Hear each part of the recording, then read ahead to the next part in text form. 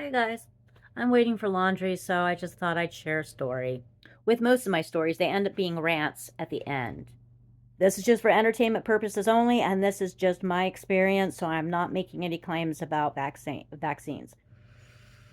What year is it? I think it was in 2017, the month of February. I was in my recliner watching television and fell asleep and woke up about 4 o'clock in the morning, not being able to breathe at all. So I called 911.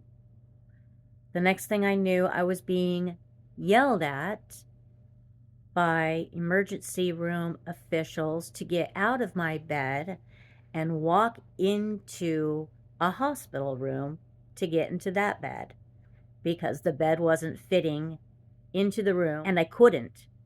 I simply couldn't. I couldn't breathe, nothing. And I was like, I was trying to communicate to them that I couldn't, and they were yelling at me. Got help up.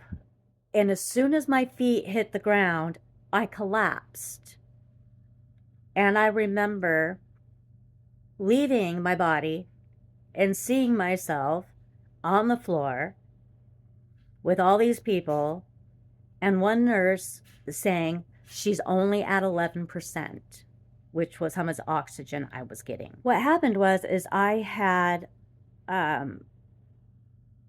sprained my wrist, and they were taking an x-ray in front of my chest of my wrist, and they saw in my lung through that a cavitary lesion and told me to talk to my PCP about it.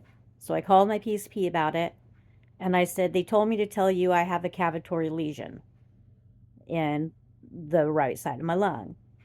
And it is the same lung that I had a pulmonary embolism in when I was 31 years old. Just a freak thing, kind of. Anyways, he didn't think nothing about it except to call the health department to come to my home and help me bring up some sputum. Is that what it's called? To check to see if I had tuberculosis. I could not get anything up out of my lungs for days. It was just too big, too thick. And so I ended up almost pretty much dying. I did die. I saw my body on the floor because I wasn't being listened to like most doctors.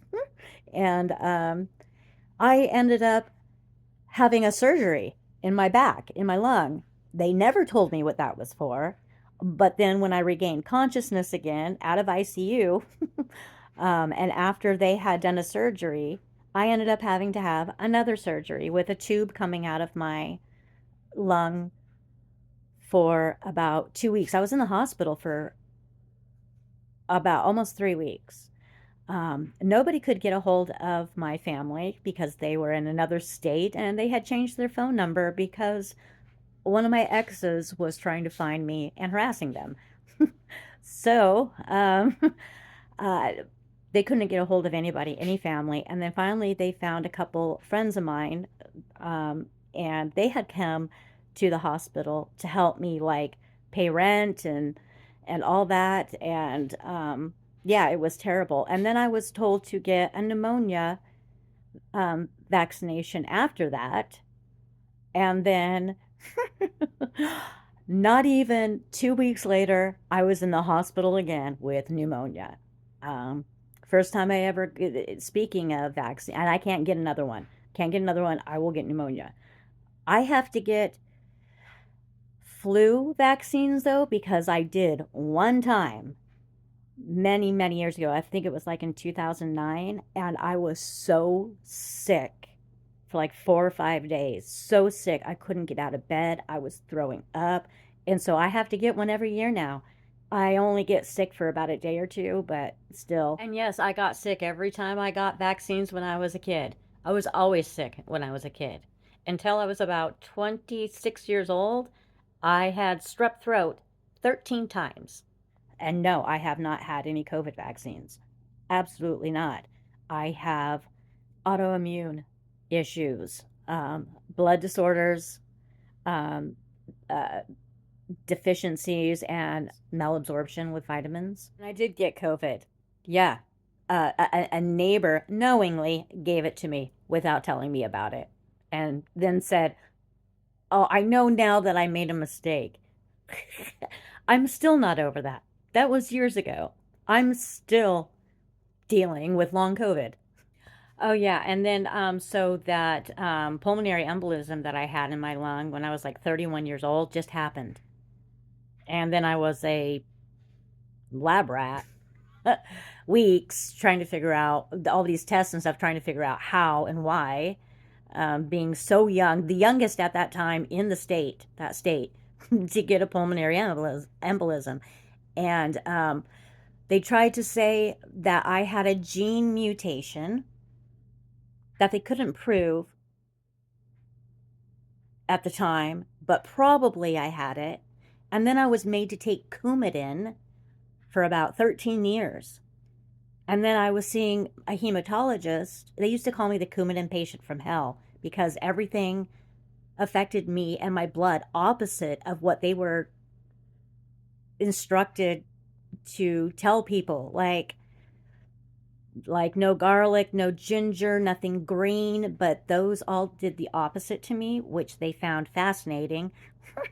But the last hematologist I talked to, I just said, wait, now, can you prove that I have that gene mutation as far as anybody else having that gene mutation? And the kicker was, I asked them if it could possibly have anything to do with my chemotherapy treatment prior to that.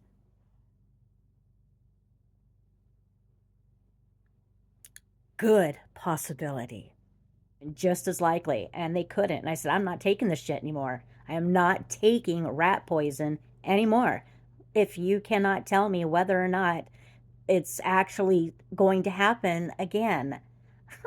And it's been years since I've been on blood thinners. I just told them I wasn't taking it anymore and I stopped. So, yeah, 13 years of rat poison.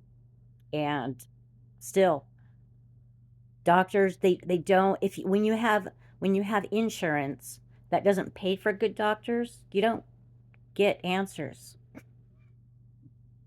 So, if you've ever thought about going on disability, try not to, because you lose everything.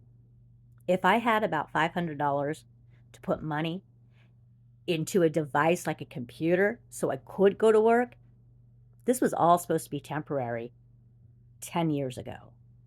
I guess the moral of the story, rant, whatever, watch my videos so I get more views, so I can make money, so I can buy better health insurance in the long run. Yeah, I just need a computer so I can make better videos and work. That's all I want.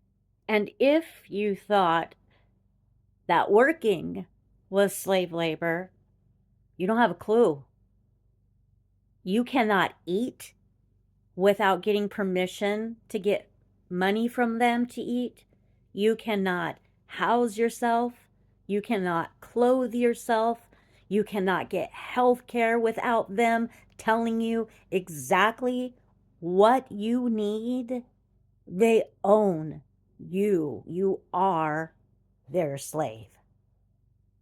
And they give you quirks every now and then so that you spend more money so they make more money.